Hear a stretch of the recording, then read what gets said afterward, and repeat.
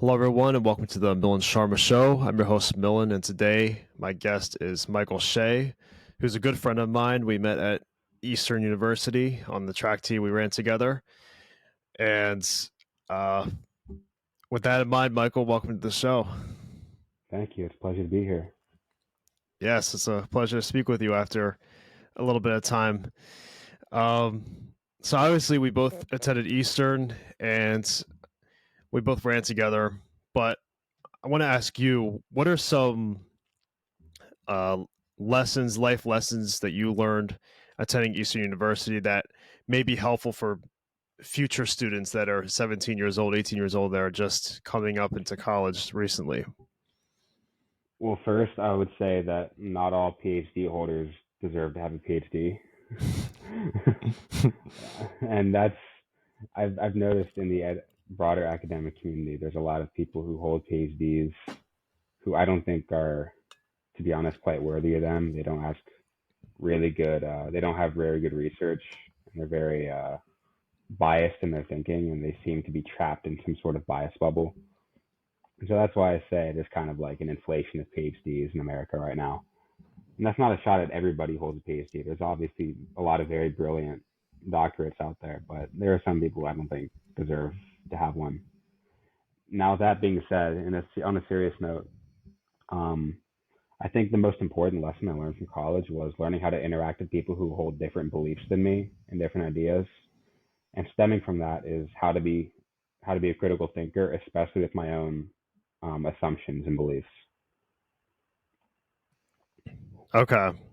Yeah. Yeah, I think I can fully agree with you. Definitely learning to be a critical thinker is important.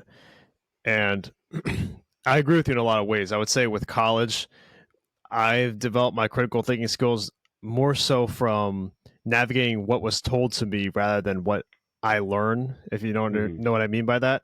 And also just like reading certain books that I've chosen myself before college. But to what you were saying with PhDs, with the overinflation of them, obviously, I think I would agree with you in that certain degrees hold more weights than others, and it's like a hard reality that I think people kind of ignore and just think that everyone at this level is the same. But the world, like not everything's created equal. Like certain degrees hold certain skill sets, and certain degrees don't hold skill sets. Hmm. So when you say that there's overinflation of them, uh, what do you mean by the idea of people not deserving it, or the overinflation of that idea?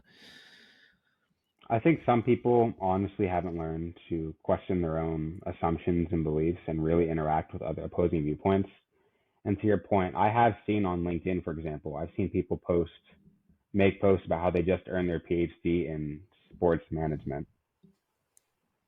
And I'm like, I've never heard of that field. I don't know how this is helpful outside of coaching a professional sports team.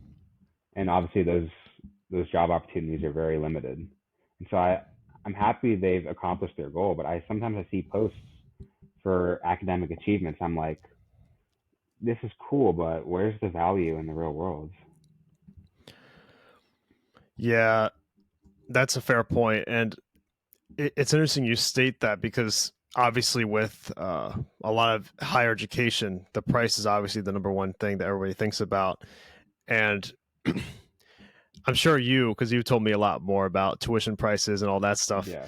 Like I've I've been like I've thought about higher education, but I'm very uh, concerned with the price point and what I would choose to study, and I'm thinking much more clearly about what I would choose to do rather than go into it right away, because of the weight, like the burden that it brings on you, not just the value that you get from it, because obviously the value in some ways could be good, but uh, for me, I wouldn't want to pursue another like pursuing another degree. Like I wanted to pursue it so that it's useful skill sets for the current work I'm doing, and not Hmm. just a degree to have on my LinkedIn notification, and then I don't like look at past that.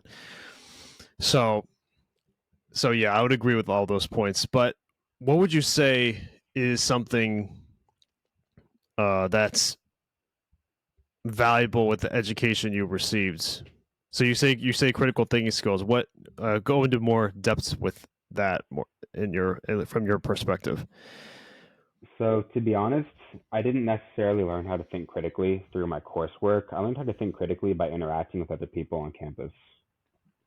For example, I came into college as a rather idealistic kid, and I think my natural temperament was a bit more romantic and emotional in a way. I had a very romanticized view of the world and how my life would go and how problems could be solved.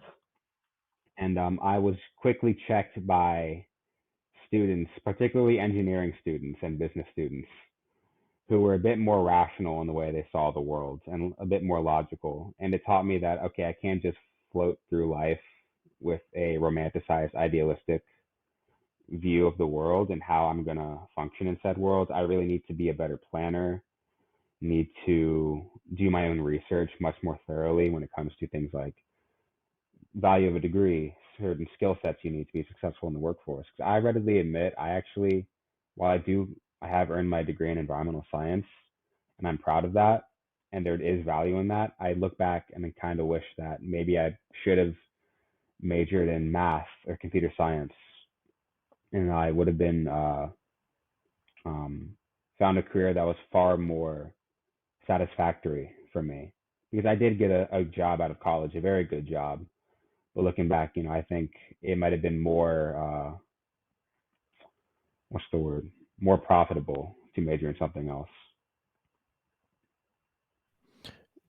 Yeah, those things are fair, and I think obviously there's a lot that goes into choosing your degree at a young age too, because I agree with you.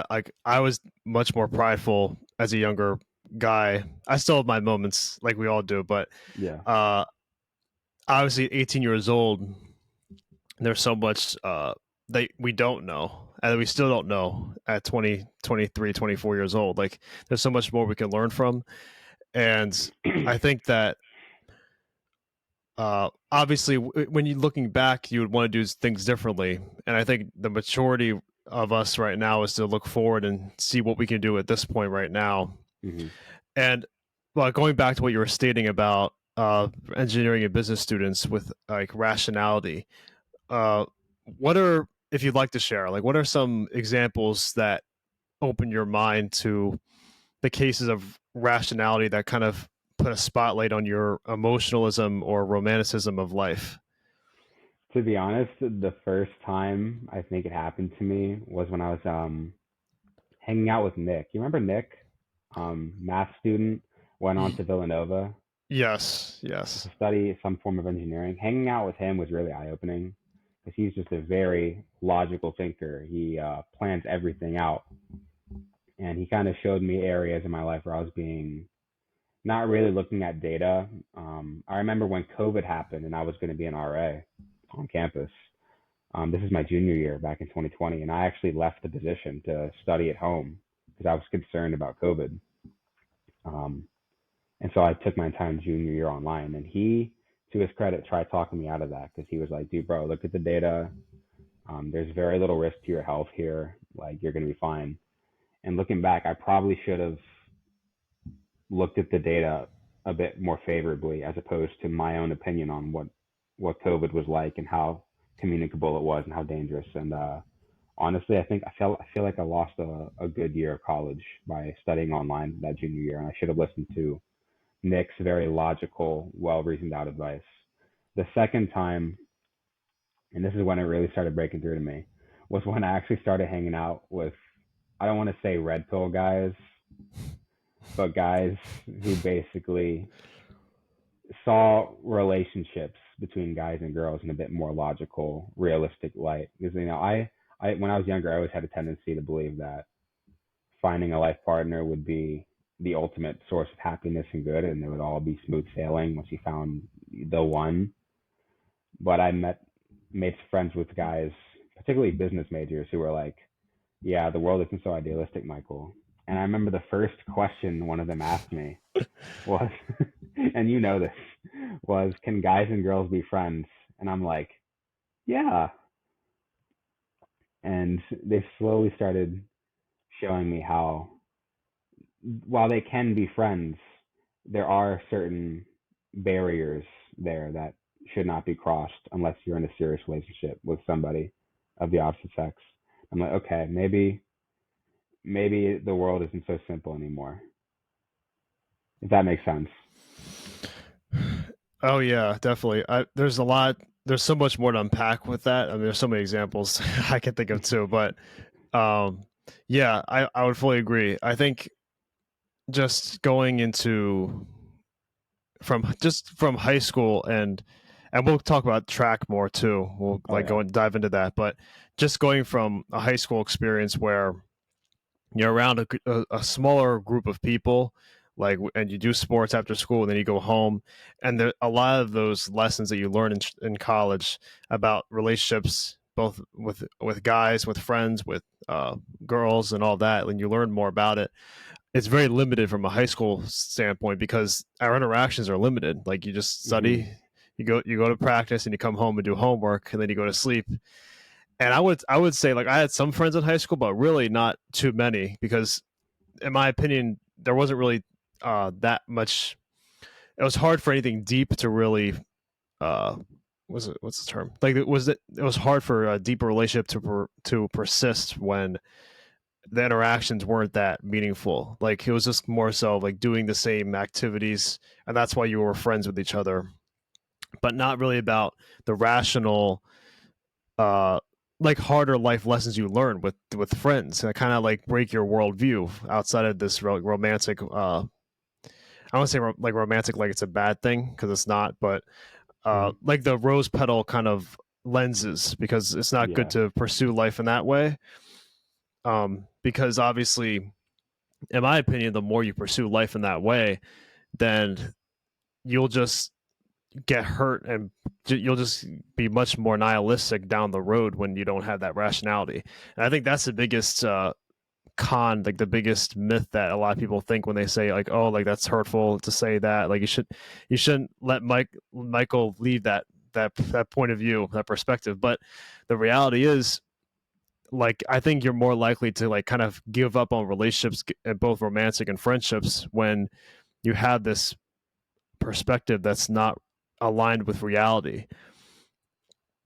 Mhm. So yeah, so with all that and all that we were just stating like obviously, we both did track, so we can move toward that. Mhm. And what would you say? So you didn't do a full 4 years of track, obviously with COVID happening, and there's a lot of Yeah. hiccups in the way for me as well. So obviously, the listeners don't know as much as we do about our first year of track and that whole transition. Well, Yeah. so we don't have to bore everyone by stating all the details, but just from that, but just tell me from your perspective, from that transition from our first year to our second year, like what are some life lessons that you really learned from those moments? Well, I think it's important to give the viewers a little bit of context. Our first year, we had a fantastic coach named Mike. He had been at our university for many years, as both as a student and as a faculty member and as a track coach. And he really was a fantastic coach.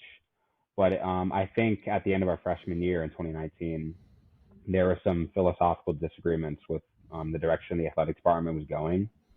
And Mike actually left the university and took a new job elsewhere.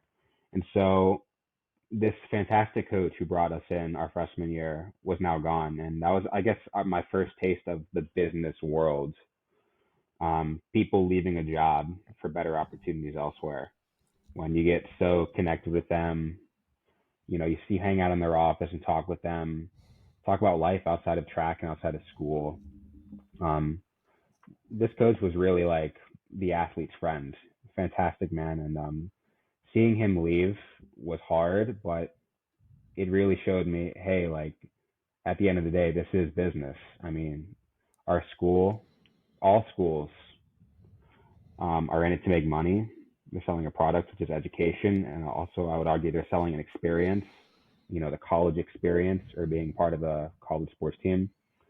And at the end of the day, that's all just business. And you can't get bent out of shape like a lot of our teammates did I know. I think you remember a lot of our teammates were really bent out of shape and they were really ticked off. But that's life, bro. That's business. Oh yeah, there's so much to. We could go spend a lot of time on here going through the Oh whole yeah, the whole context, but yeah, you summarized it in a good way. I would say I wouldn't add too much more to yeah. that context part, but I fully agree with you. I think that was the first time I really learned of like the business world, like the idea of like getting laid off, like that whole experience of like seeing how uh just the whole idea of like recruiting teammates. And I did believe that Mike was coming from a genuine place, obviously, because he expected to be there long term. That was his. Yeah. He loved it. He loved the team. He loved the sports program. Bringing it from the bottom up to where it was, Hmm. like all those things in mind. And he was a great communicator and all that. And I'd fully agree. There's the biggest lesson I learned, I think, was how like learning to respond to that. So Hmm. obviously that was just a super unexpected thing that happened. Like I think you remember the text. Like I was on. Oh yeah. It was the summer. I'm at the beach. I remember I was at the beach with my family. Like I'm in the condo. Like I'm just relaxing, and I see this message, and I almost think it's like I don't know if it's a joke. Like I couldn't really fathom it at first because we all know our coach wouldn't like if this was something that was planned out, like we would have had a meeting at the end of the year to talk in person about it, you know? Like I just Yeah. didn't expect it that way. So when it happened, like it was just so shocking and I was just dumbfounded by it. And I think Especially after such a successful season. right. Yeah. For those of listening, we finished in the top what was it, the top three of the conference, at least maybe second. We placed second. We placed second, Men's and right. women's, I think, outdoor conference. Yes, right. We placed second and the team that got first, like they're a much bigger program with a lot more resources. Oh So yeah. we weren't really expected to top them, but we definitely, for sure, outperformed beyond all measures, in my opinion. So seeing all that and having this in mind, where we're like we're both probably thinking like, wow, like the picture that our coach pointed out for us was right. Like he was like his philosophy of coaching, like it all was pointed in the right direction. Hmm. And in my opinion, I think the more the disappointment lies in the response of how everybody else reacted. Now, I was I was I don't want to say smart enough because that sounds kind of egoist, but I was fortunate to not dwell too much of my personal life with Mike as much as I would have liked to. And it was more of like my reserved nature, but I'm kind of glad I didn't because, like you said, like stuff like this, the relationship can be broken, and it's not even anybody's fault. It's just like you're there for a business position, you're there for serving the track team, and then once they part ways with you, like you can talk to them on the phone and all that stuff, but you know it's not going to be the same. And I think one of the biggest, the hardest things, and one of the biggest things I noticed was a drawback was how people like how a lot of our teammates responded to that because I'm not going to say I was perfect in the response. Like, sure, we were all very upset, but I think like I think you'd agree with me, like how we transitioned to the other coach, and that coach was not seeing the brightest side of all of us, really, you know, because you're a sprinter, so you work with him a lot more than me, but Yeah. I work with the assistant coach as a distance runner, so I didn't see the new coach as much, but there was a lot of like divisiveness, and of course there was some divisiveness on his part too, which we don't have to get into. But Yeah. at least in the beginning, there was a lot more of divisiveness going on, and it was not really his fault. It was just like more so reminiscing on what could have been, especially us going into our sophomore year. It was just something that was unfathomable because I don't know about you, but some of my teammates that were becoming seniors, like a lot of them were, spreading negative energy because they were like, "Oh, like this is terrible, all this stuff." So, from my perspective, it's like it's not painting a good picture for myself, for the Yeah. team, and I think that's why it's important to at least expand uh horizons, and that's one thing I learned. Like not just having all of your chips on the track team in one community, but at least like me becoming an RA, like, and I was able to meet different people, make new friendships outside of that, because relying on only one base for people and relationships, I learned was a mistake, because it's hard. You can't predict how people will react, and you can't just be friends with people because of the activity you're doing, which is something from high school. Yeah. So there's so many ways to go into it. But I would ask you, like, what, uh, or you can just you can comment anything I said just now. But what have you learned about relationships just being on the track team, as far as like the relationship with your coach, the relationship with your teammates, both positive or negative? Like, what would you say is something that maybe future student athletes would should know about? Yeah, I would say making the jump from high school to college, you're taking that next step in life. You're taking on more responsibility. Life becomes more real, so to speak. And because of that, I think it's okay to have relationships with your coaches that are a bit more real. Like you can go into their office and talk to them about your mental health, your emotional health. That your coaches are there to make sure you are the best possible student athlete you can be. And part of that is working with people and make sure they're healthy, so to speak, and life's good.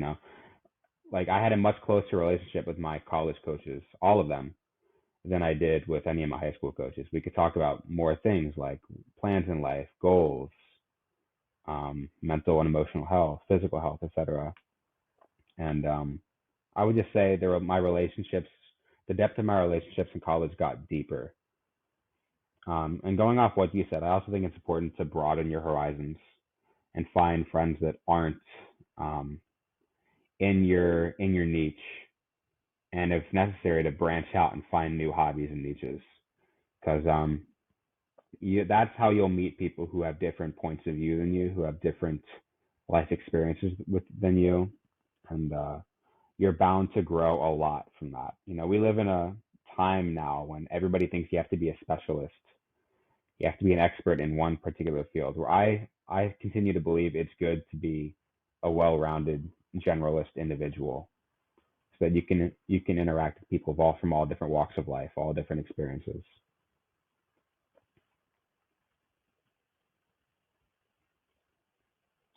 Hey, you cut out. Oh, you're Sorry, muted. sorry, I was muted there. I just don't want You're to good. interrupt. I don't want to get any noise buffer. But yeah, I fully agree with that. I think I 100% say, like, anything, any like clubs or meetings I've joined, I don't regret any of them at all. Like I think you're way more likely to regret something that you didn't do than actually do. And if you make a mistake in doing something, like, there's always, you can always change. Like, you can always leave, or do something different. Like, you're not stuck to one thing. So yeah, so I fully agree with that. Going off of that, there is one thing I want to say, and that's that this also applies to your coursework. One of the best decisions I made was to branch out from my environmental science major and take math and computer science courses, as well as a philosophy course, which is a lot of fun. If you go into school thinking you want to major in something, at least have some of your electives be in different departments, because you may find something that you like more than what you thought you liked, and that could be very valuable, because at the end of the day, this is preparing you for a career. So definitely branch out, and try different things and join new clubs. Yeah, that's a great point, Michael. I would say, especially obviously with your interest in math, like kind of developing over your junior year. I think you would say, like, later on in college, like that definitely makes sense. And also, it's funny. Like, I think taking like like at least one philosophy course, like, is kind of important, because obviously if you can't do it with like taking your coursework, obviously that's prioritized first. But if you needed to take an elective, I would agree with you. I think it's important to do that, just because you talk about certain like subjects with life, like is the death penalty moral, like for evil people, like stuff like that, that people don't really have time or they don't want to think about it because if it doesn't affect you personally, people don't really care to talk about it. They don't really care to think through it. But having an opinion on that and having your beliefs align with your opinion, I think is important to discuss because I don't think anybody should have a default opinion right away without rigorous debate or thoughtful analysis on it. Hmm. And I think we can transition that to being Christians and Yeah. having our faith tested in a lot of ways. And I'm sure there's so much we can go into with that. Oh So, yeah. so obviously being a Christian on campus. So we attended. So for those who don't know, like we both attended a Christian university. Uh, so yeah, I I decided to go to Eastern University. What was your expectation, like as a Christian? What did you kind of expect, or if you didn't expect anything, that's totally fine too. But now that you've been Eastern University at least a couple of years, like on the campus, what are some things that you saw with a Christian aspect that you didn't see with the Christian aspect, and maybe what would you want to tell others that are considering going to a private university for the religious uh, context, the Christian context? So all of my experience was at a Christian university, so I really can't speak of how it's different than a non-Christian or a secular university. But the first thing I would say is I appreciated how well they weaved Christian thought and theology into their coursework. I appreciate how there were people of different denominational backgrounds. I had professors who were Presbyterian, some were Baptists, some were charismatic or Pentecostal, some held to a liberal form of theology, some were much more conservative. So I really got a taste of everything and got to interact with people of different Christian backgrounds, which I thought was very helpful. One thing that's important to note is that just because you go to a Christian university does not mean that all of your classmates and friends will be Christian. You know, you and I both knew plenty of people who didn't adhere to any religious faith or maybe varying different religious faiths, and that's cool too. That's great. But just know you're not going to be, you're not, if students out there who are listening to this want to go to a Christian university, understand that you're not going to a monastery. You're going to functionally like any other university. It's just the philosophy of the school, of the board, and how they teach is going to be more open to the Christian faith than a secular university. Because I know at a secular university, there will be no religion weaved in. It'll be taught from a very humanist point of view. Right, and I would say that too with like courses, like classes being opened with prayer, things like that, like those kinds Hmm. of things are incorporated. And also I'll add one more thing too, because my sister attended a secular university, so I got to ask her a lot of questions about the difference between like a state university kind of context with religion and Christianity or any religious point of view and a private university. And from her perspective, she actually learned so much with the Christian organization she was a part of, the Christian club Hmm. there. And I think that's something that's people kind of forget about. Like I think people may assume the stereotype of like all students are under this one branch of uh, religious kind of perspective, but that's really false in my opinion because there's a lot of people that are very just their values and everything is very important to them. So I think that's fully true. And also I fully agree with the idea of kind of speaking with different denominations or where people have professors have attended and things like that.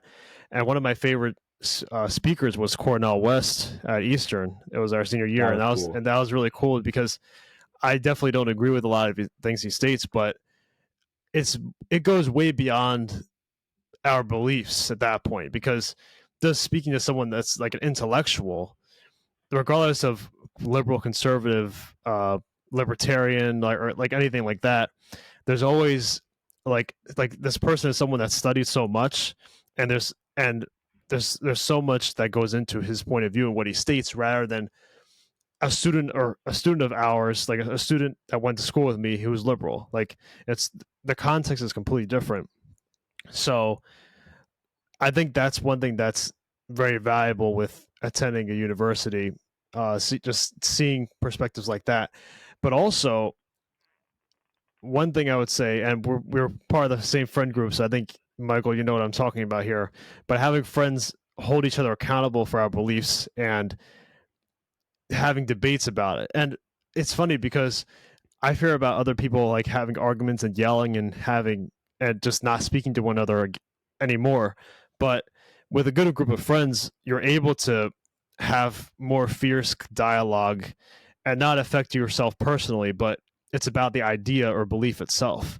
And I think that's something we had really good discussions about all throughout college and really shaped my beliefs today because I would probably have a very limited mindset if I didn't go to college. Like I wouldn't really know too much about not I want to say the world because college can be kind of an echo chamber in some ways, but just the students and the different backgrounds they come from and different point of views, you learn a lot from that. Oh yeah, yeah, and that's probably what you just mentioned. That's probably where I learned how to think critically and assess my own beliefs the most. Because there were times in our friend group where we would have, those accountability conversations.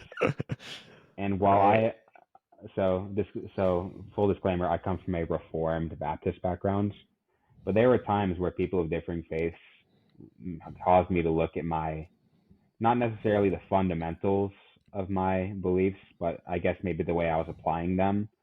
And I had to look at myself and say, yeah, I'm not doing a good job living this out. And I do come off kind of harsh sometimes or kind of emotional sometimes, and I'm not really living out my faith very well. And so there were times where they revealed to me I was wrong about certain things, and I greatly appreciate that. Yeah, I could say the same thing for myself. You know, one of our closest friends, he came from a Catholic background, and Oh yeah. it was really fascinating. Well, I one time had I don't say debate because I didn't really research it too much, but we had like a pretty good discussion about the differences and like some of the corruption that I was kind of stating to him about because I came from a reformed uh, Christian church more so than him. I wouldn't say I was from a specific denomination because I attended like Baptist for like my childhood, and then it was like Lutheran, so a little bit different, but still the Protestant evangelical branch. And it was very fascinating hearing his point of view that I didn't really think about, like some parts of the Bible that like he would state, and it definitely makes like it definitely made me interested in studying the Catechism and studying more like branching a little bit outside of the Bible itself, but studying like what like certain saints stated, or like even uh, myself as a Presbyterian currently, so attending a Presbyterian church, like stating the confessions of faith, and just uh, different like more renowned preachers on certain subjects because I think now in the modern world so many scriptures, so many things can be taken out of context and we don't really understand it in a lot of ways. So it's important to seek out people that can explain it more in just in how to apply it to life. And it's not to say don't look at the Bible. It's more so to say read that, but also seek out people that can explain it so you can make it more applicable Yeah. as I well. also need to read the Catechism. And furthermore, I got to add, one of the greatest heroes of the Christian faith was actually a Catholic named St. Thomas Aquinas. And he has benefited the church and my life personally so much. And I'm not even a confessing Catholic. So just learning about historic figures from different denominations has been incredibly helpful for me. Yeah, it is. It's interesting because I think just how they're writing, how they write certain things, like Hmm. uh, just the translation from that is really interesting, and I think that's why like when I became a member of my church, like we all received a copy of the Confession of Faith, the Westminster one I have currently.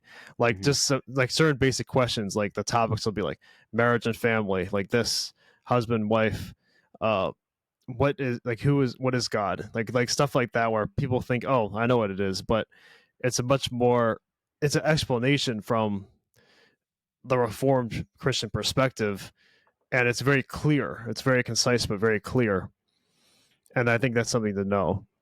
I think the Westminster Confession of Faith is formed in question and answers, isn't it? Like there's a question and then Right. there's an answer. Hmm. Okay, Yeah. that's a really good way of formulating, I guess, a summary of your beliefs, a confession. Yeah, I think it's good to like, in my mind, kind of like have a just a clear, refreshing memory of everything, which doesn't sound good, but like obviously it's important to know the basics, to like explain to people. Hmm. So, um, yeah. So, I will add. uh, Oh, I gotta add. yeah, sure, sure. The confession that I have kind of subscribed to is the 1689 London Baptist Confession. And if I'm not mistaken, it's basically the Westminster Confession copied and pasted, but with like the part about infant baptism changed a little bit. So Okay, it's almost identical to yours, but a interesting, a small respectful difference of opinion when it comes to baptism. interesting. Okay, yeah, that's good to know. I think some, yeah, we were discussing like the baptism with infants. We were discussing that in the one class.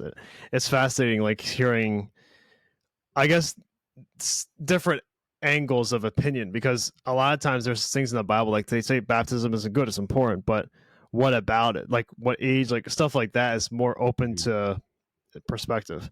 But yeah, thank you for sharing that. Yeah. Um, so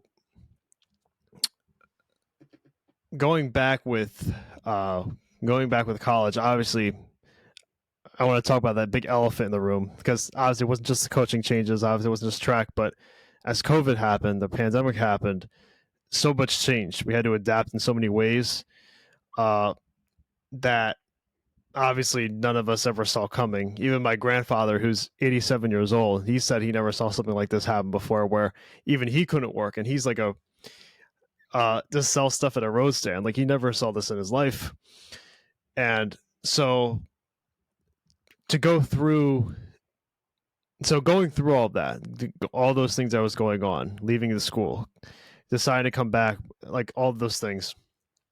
What's something that, how has that helped you with all that? Obviously there's so many negatives that come along with it, and I think we all know the negatives, so I don't want to dive in too much of the negatives about like mental health, not seeing your friends in person. Like there's so many bad things, but what are some of the positives with not the illness itself, not the sickness itself, but having to go through all of that and learning to kind of adapt your life in a way for a season? What were the positive lessons I took from COVID and everything associated with it? Is basically what you're asking. Right. I would like, maybe not positive, but more so like how, like what, like everything that you went through then, if something were, if a crisis were to happen in the future, how would it better prepare you for that? Like more so that side. Uh, I would look at the data myself regarding, you know, communicability and mortality rate of a disease like COVID. If a future crisis is a disease or a pandemic, and I'd also be much more critical of the voices in the media.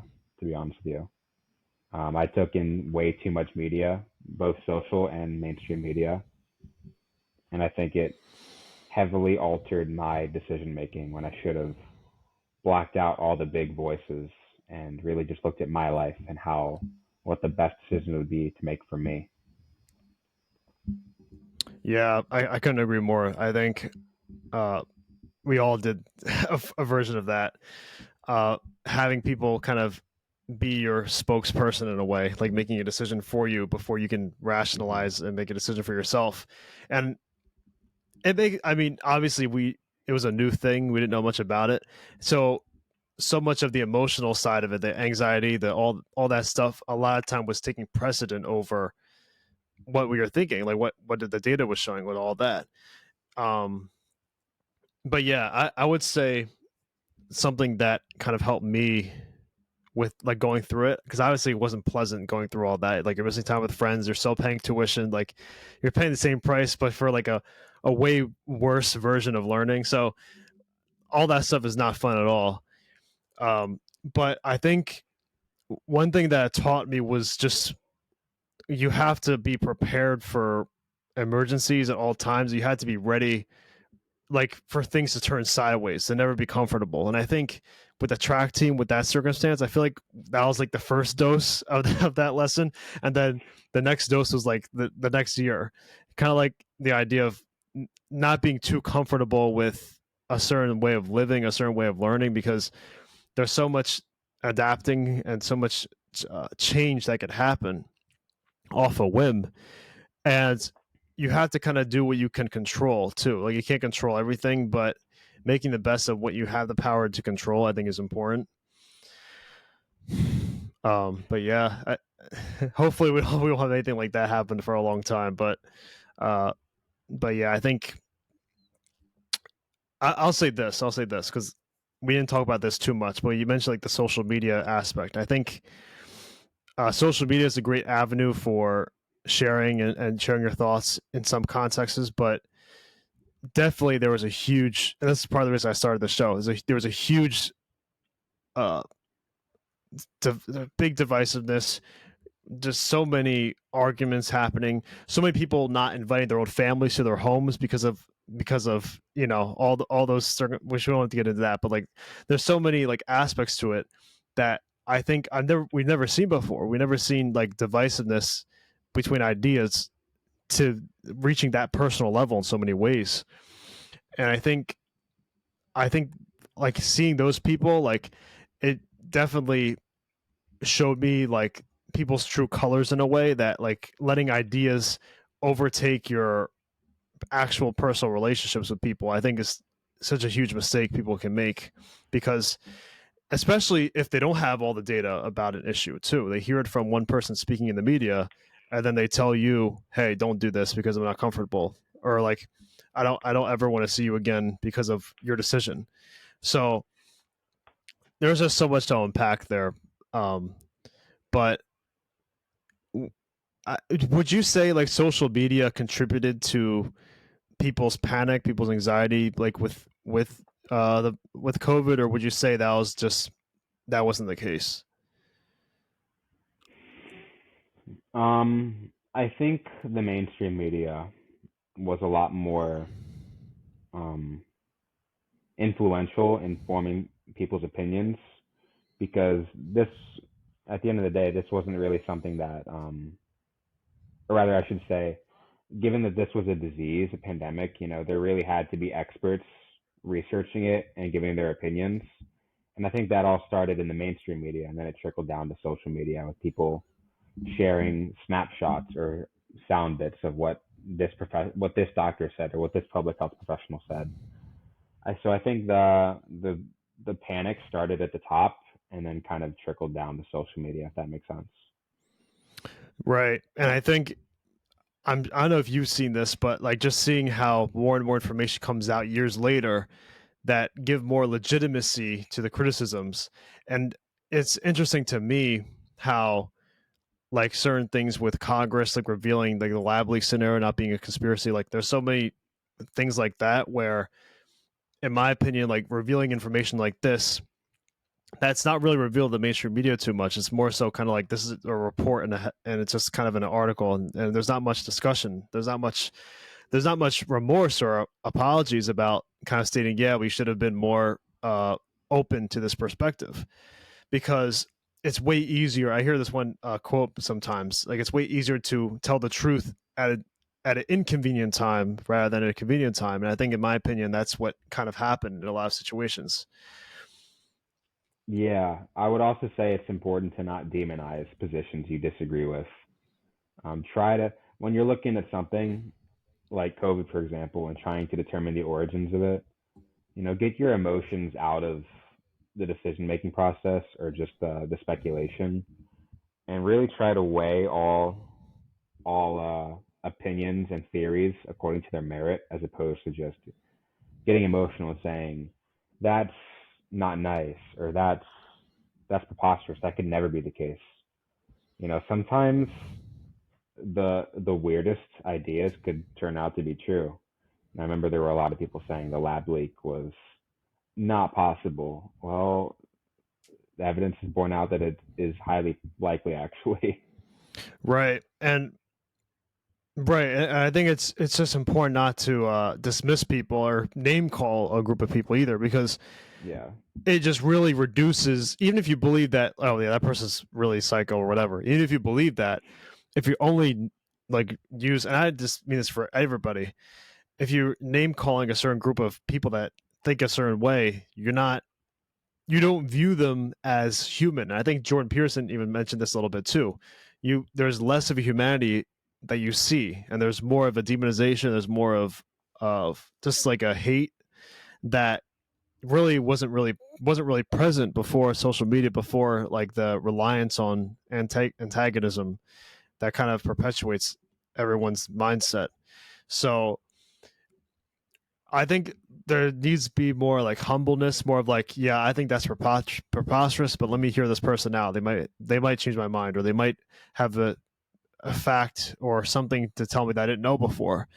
And I think you just demonstrated that well with your friend Nick early on, and you kind of Hmm. realize like after coming out of that kind of prideful state, or maybe not prideful, but like kind of this a different state of mind, and then now you kind of realize, yeah, I'll look at this differently next time, and you Hmm. don't kind of hold this unnecessary grudge, you know, like Right. like down the line.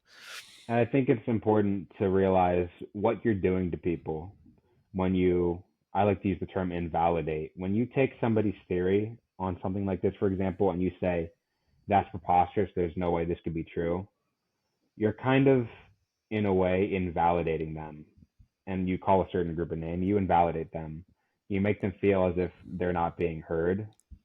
And then that really closes them off to further discussion and communication. And really, in some cases, it can build up resentment on the other side, thus souring relations even further. And this is true in personal relationships and as well as in larger politics, I think.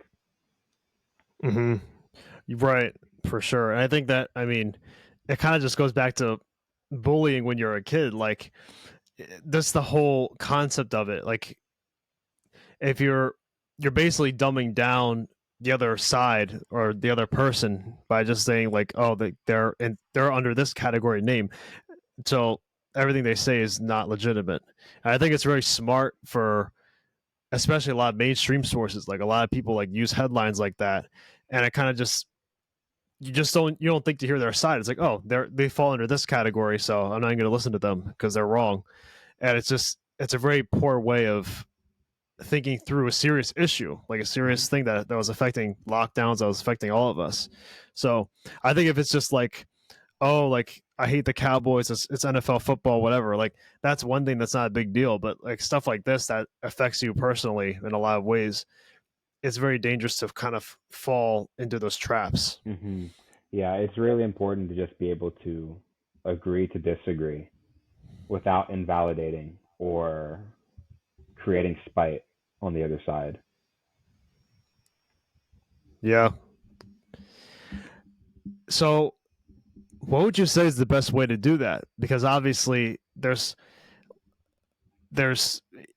it doesn't seem to me like that's improving. So what would you say is the best? I mean, we know the best way is don't name call people, all that, Yeah. but but I guess let me change the question more so. Like, how could you see that changing for the future? Because like, are you optimist about the future? Are you nihilist? Like, what's your thinking right now? The climate. I think social media, well, let me back up. My overall view of the future, I think humanity will continue to progress, to be honest. I don't want to be overly pessimistic. I think there is hope that we could hopefully fix some of the ills in our society.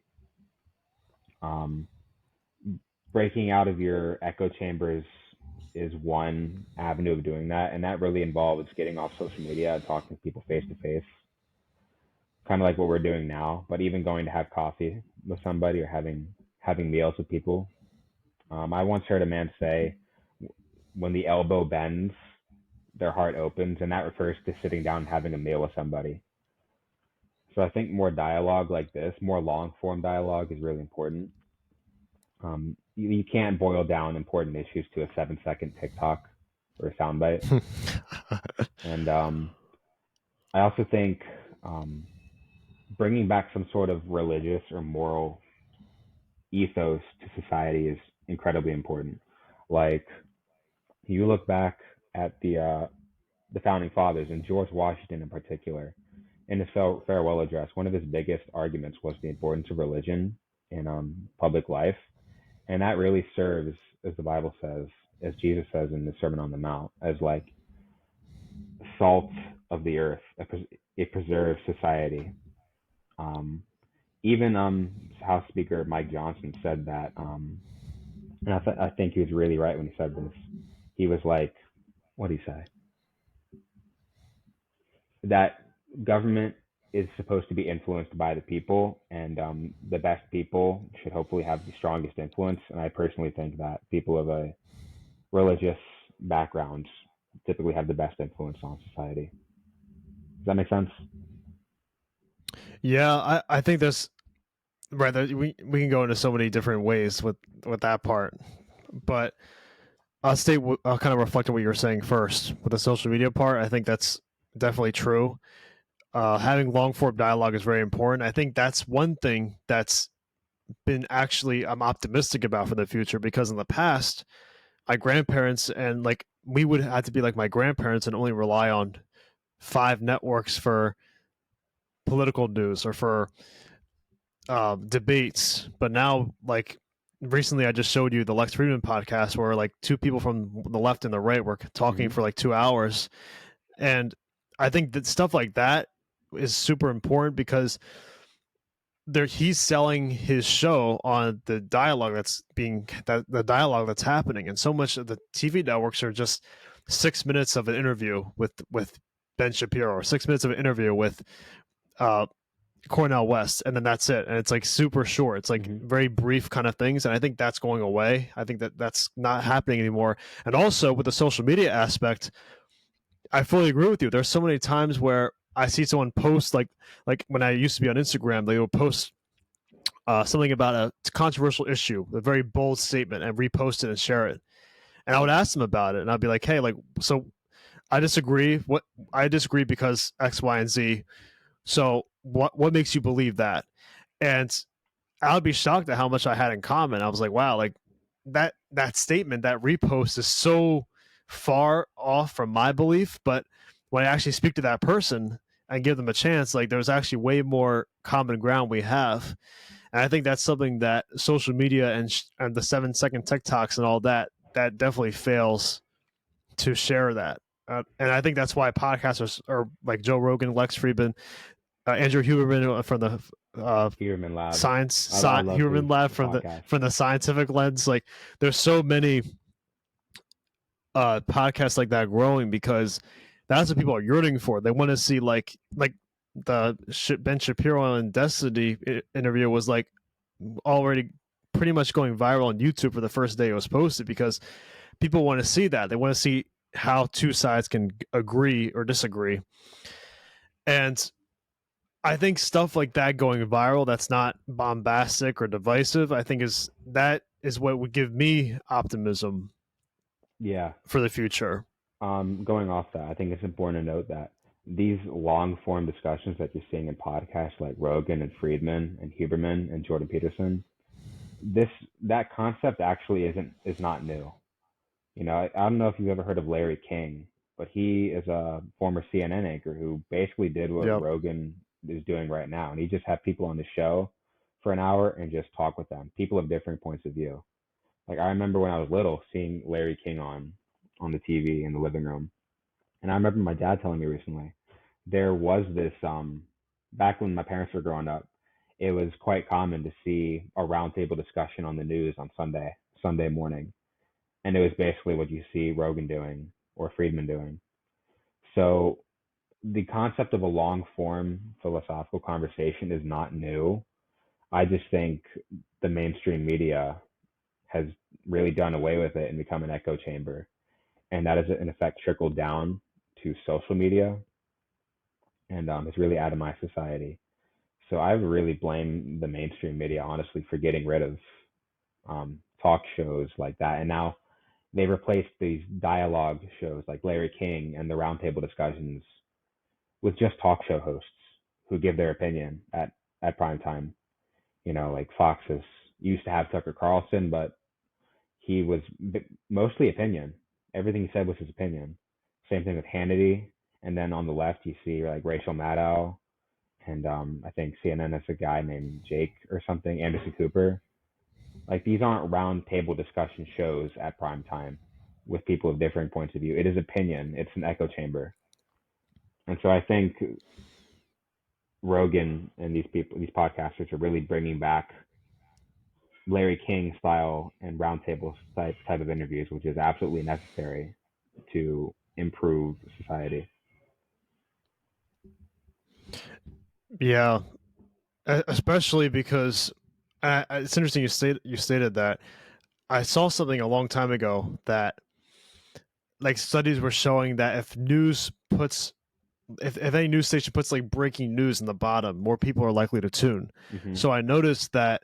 Everything So news, I, like literally. every oh my gosh, all these news. Like I remember watching like the election results for like the midterms a couple years ago, and it would say breaking news, and it'd be the same exact number. Like like not nothing changed. And the reason they did that was the studies showed that people are more likely to tune when it says breaking news. So what they did is they always use breaking news over and over again. And what they were finding was that more people are likely to tune with that. So I think doing away from the long form discussion, they're looking for that short term like boost in the ratings to keep their show going. And again, not saying like talk show hosts are wrong or anything like that, but like you said, it's one side that's mostly watching a certain group of hosts, another side watching a certain group of Hmm. hosts. It's not going to be like both people. And I think bridging that gap and having interviews with different people with different ideas kind of brings it together. And you're right, like the resources that mainstream media has, there's no excuse to not have Hmm. that. I mean, they have millions of dollars, they have so much funding, and the fact that they still choose not to do that, they do it sometimes, but it's very rare. And I think that's why people are kind of drifting away from cable news because like most people kind of have an idea of what they're going to say about a certain politician or whatever, that they know what's going to be stated, so they don't tune in. um so and even the times I've watched mainstream news, I look up videos of debates on the mainstream news. That's the only reason I would watch the Hmm. videos, like on CNN or something. So yeah, I think that's something that I'm glad the internet's kind of taking a huge boost in, because we can listen to it anytime we want. Like we have the privilege of playing it on our phone or while we're driving or whenever. And I think that's such a huge privilege that many people should be grateful for in the first world where we're able to do that. Yeah. So I guess if I could summarize my answer to your question, what is my view of the future? I think it could be positive if we stop um, with the bigness of everything, big media, big social media, big this, that, and really brought it down to a smaller, more local, deeper level, if that makes sense, with our conversations, our Oh debates, yeah. our lives. Most of the things you see in the media are not important. You could cut out like 90% of the media in your life and you'd probably be better off for it. So maybe disconnecting a bit more would be quite positive.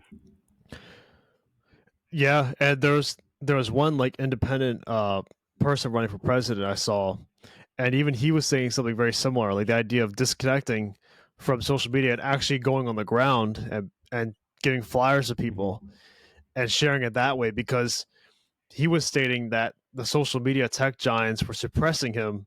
So what he would do is go to the street, like go to train stations, go like have his supporters do that, because you can't suppress people talking, Hmm. at least not yet.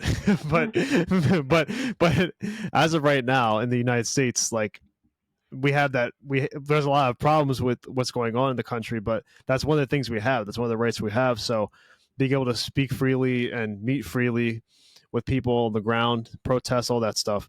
So taking advantage of those things is super important for sure. And I think it's funny you said that because me like I've tried to disconnect from a lot of social media, and like I'll use like a few YouTube channels for news and like a few podcasts for news, and it's so much better because my not that I was anxious before, but like I don't have this idea of the world ending. Now, obviously, there's big concerns with global affairs. I'm not going to pretend there isn't, but there's no point in like hyping myself up every single day on news because you can't control what global leaders are going to react to. Like I can't control what's happening in the Middle East or what's happening in Europe or the presidency. Like there's nothing we can really do about it right now. Now there is some things we can do, but I mean, you know what I mean. Like I can't change that person's mind like one day, like in a snap of a finger. So there's no reason to have yourself hyped up and just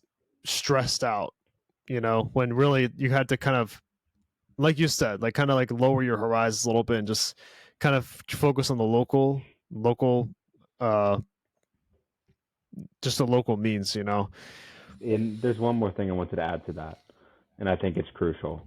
I actually wrote this down in preparation for this interview, for this conversation. But within those local contexts, when you're having deep conversations, and this also is important whenever you're interacting with your track coach, your professors, or in your religious community, you have to be vulnerable. Vulnerability is huge, and you have to be gentle because that's I assume that's what most people would want if from others if they're being vulnerable with them. You have to both be vulnerable and gentle in your dialogue with people, so that way you can actually make grounds in your personal relationships and in your community. It's vital.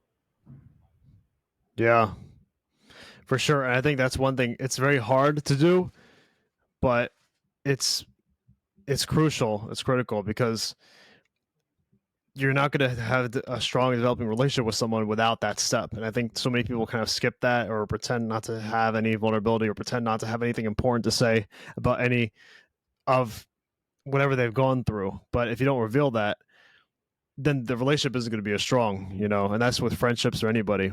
Yeah, and it's important to stress that there's a dual responsibility there.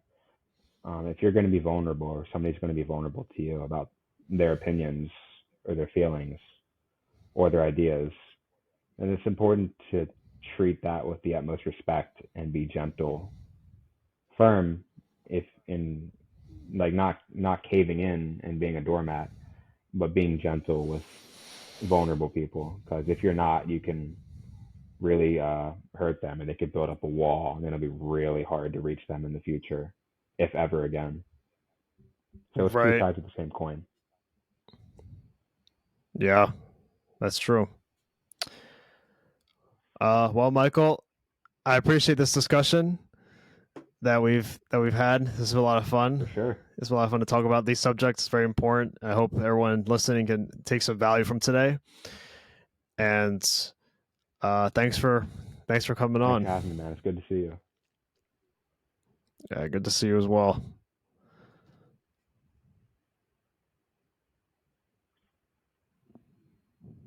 I click stop, but it's still going. You can edit that out.